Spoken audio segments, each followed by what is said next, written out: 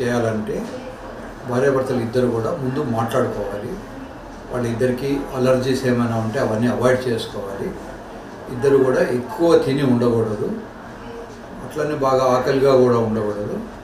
అవసరం అనుకుంటే ఒక స్వీట్ ముక్కనో అలా తినేసి, అందుకనే మన ట్రెడిషన్లో ఫస్ట్ నైట్ నాడు బెడ్రూమ్లో అన్ని రకాల స్వీట్లు పెట్టేవాడు. అబ్బాయి కానీ అమ్మాయి కానీ ఏదైనా ఆకలిస్తే ఒక స్వీట్ తింటారు. ఇప్పుడు ఒక ప్లేట్ బిర్యానీ తినే బదులు ఒక చిన్న స్వీట్ ముక్క తింటే ఆకలి కాదు, అట్ ది సేమ్ టైం ఆయాసం ఉండదు. కనుక తక్కువ తిని బెడ్రూమ్కి వెళ్ళాలి. ఆల్రెడీ స్నానం చేసి ఉండాలి, శుభ్రంగా ఉండాలి. అంతకుముందే హెయిర్ కానీ ఏమైనా ఉంటే తీసి పెట్టుకొని ఉండాలి, చెమటకంపు రాకుండా చూసుకోవాలి. ఇది కాకుండా జనరల్ స్టామినా ఉండాలి. శృంగారం అనేది ఒక రకమైనటువంటి రన్నింగ్ లాంటిది. రన్నింగ్ చేసినప్పుడు కాళ్ళు అవుతాయి, శృంగారంలో పాల్గొంటే కాళ్ళు అవుతాయి. రన్నింగ్ చేసినప్పుడు చెమట వస్తుంది, శృంగారంలో చెమట వస్తుంది. ఒక రౌండ్ ఆఫ్ రన్ చేయగానే ఇమీడియట్గా సెకండ్ రౌండ్కు రెడీ కాలేరు. ఒక రౌండ్ ఆఫ్ శృంగారం చేయగానే సెకండ్ రౌండ్కు వెంటనే రాలేరు. దాన్ని రిఫ్రాక్టరీ పీరియడ్ అంటారు. కనుక మనిషి ఇద్దరు కూడా, అబ్బాయి అమ్మాయి ఇద్దరు కూడా జనరల్ స్టామినా పెంచుకొని ఉండాలి. ఏదైనా aerobic exercise, running, jumping, skipping, swimming, ఏదో ఒక ఎక్సర్సైజ్ చేసి ఒక స్టామినా ఉండాలి. కనీసం 20 నిమిషాలు నాన్ స్టాప్ రన్నింగ్ కానీ నాన్ స్టాప్ స్విమ్మింగ్ కానీ చేయగలిగి ఉండాలి. అప్పుడు ఇది జనరల్ స్టామినా ఉండడం వల్ల వాళ్ళు అలసిపోరు. ఒక వ్యక్తి కనుక ఒక్కోసారి నా రూమ్లోకి వచ్చినప్పుడు, గేట్ నుంచి నా రూమ్లోకి వచ్చేసరికి ఇంత పెద్ద పొట్టు ఉంటుంది, వాడు 130 kg ఉంటాడు.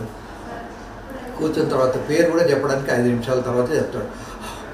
దమ్ము తీసుకొని అప్పుడు మెల్లగా ఆ పేరు ఏలయ పొలయ అని ఏదో చెప్తాడు. అందుకని జనరల్ స్టామినా లేకుండా శృంగారంలో రాదు. జనరల్ స్టామినా తర్వాత రెండవది ఏమిటి అంటే స్ట్రెచింగ్ ఎక్సర్సైజ్ కానీ, తర్వాత పెల్విక్ మజిల్ ఎక్సర్సైజ్ కానీ చేసుకోవాలి. ఈ పెల్విక్ మజిల్ ఎక్సర్సైజెస్ అనేవి కిగిల్స్ ఎక్సర్సైజ్ లేదా పెల్విక్ ఎక్సర్సైజెస్ అంటారు. ఇవన్నీ కూడా మనకు నెట్లో కనబడతాయి. నెట్లో మీరు పెల్విక్ ఎక్సర్సైజెస్ అని పడితే ఎట్లా చేయాలి, ఏం చేయాలి అనేది అతను క్లియర్గా రాస్తాడు. బొమ్మలు కూడా ఉంటాయి, మీరు ప్రాక్టీస్ చేయొచ్చు. ఇవి కాకుండా మనకు మందులు కూడా ఉన్నాయి. ఎక్కువసేపు రావాలనుకుంటే రకరకాలైనటువంటి మందులు, డ్యూరాలాస్ట్ అని, టెడాలిస్ అని, ఇట్లాంటి మందులు ఉంటాయి. మందులు వేసుకున్న వాళ్ళకు కూడా అనుకున్నంత రెస్పాన్స్ లేనప్పుడు సర్జరీస్ ఉంటాయి.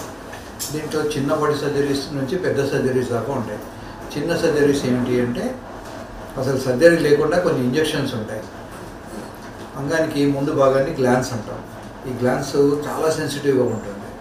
కనుక దానికి ఆ సెన్సిటివిటీ తగ్గించేందుకోసమని కొన్ని ఇంజెక్షన్స్ ఉంటాయి. సో అంగానికి ఇంజెక్షన్స్ ఇస్తే ఒక 6 నెలల నుంచి ఏడాది దాకా దానికి త్వరగా రాకుండా ఎక్కువ టైం చేయడానికి ఉపయోగంగా ఉంటుంది. ఇంజెక్షన్స్ కాస్ట్లీ అనుకున్న వాళ్ళకు చిన్నపాటి సర్జరీ ఉంటుంది, దాన్ని డార్సల్ న్యూరెక్టమీ అంటాం. సో ఇది గ్లాన్స్, దీనికి మనం ఇంజెక్షన్స్ ఇస్తాం. ఇది కాకుండా డార్సల్ న్యూరెక్టమీ అని పైవైపు ఇటొక నర్వ్ ఉంటుంది. ఈ నర్వ్స్ని కట్ చేస్తాం. ఈ డార్సల్ న్యూరెక్టమీ కూడా ఇమ్మీడియట్గా సర్జరీ చేసుకొని ఇంటికి వెళ్ళిపోవచ్చు, హాస్పిటల్లో ఉండక్కర్లేదు. ఇంకా ఇవి రెండు కాకుండా ఇప్పటికీ సర్జరీలో వల్ల కూడా వాళ్ళకి అనుకున్న రెస్పాన్స్ రాలేదు, అనుకున్నంత తృప్తిగా లేదు అనుకున్నప్పుడు ఇంప్లాంట్ చేస్తాం. ఇంప్లాంట్ పెట్టినప్పుడు లోపలికి ఒక రాడ్ పెట్టి లోపల పెట్టి కుట్టి పెడతాం. ఈ రాడ్కున్న హార్డ్నెస్ ఫినిష్ కూడా వస్తుంది. కనుక ఇది మనందరికీ శృంగారంలో పాల్గొన్నప్పుడు ఇజాక్యులేట్ కాగానే మెత్తబడిపోతుంది. వీళ్ళకి మాత్రం మెత్తబడడం అనేది ఉండదు.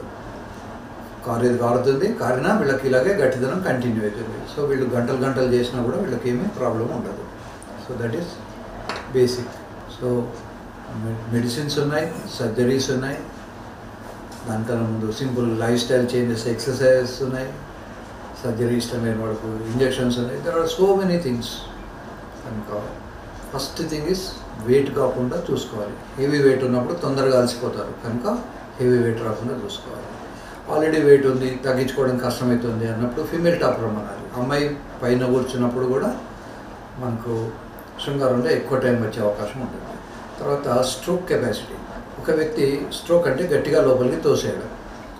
ఆ వ్యక్తికి 4 strokes వచ్చే కెపాసిటీ ఉండొచ్చు, 10 strokes ఉండొచ్చు. ఈ 10 strokes కూడా గబగబా 1 నిమిషంలో గ్యాప్లోనే ఇవ్వచ్చు, 1 నిమిషం ఆగి మళ్ళీ ఇంకో స్ట్రోక్ ఇవ్వచ్చు. ఇలా 10 నిమిషాలు దాకా చేయవచ్చు.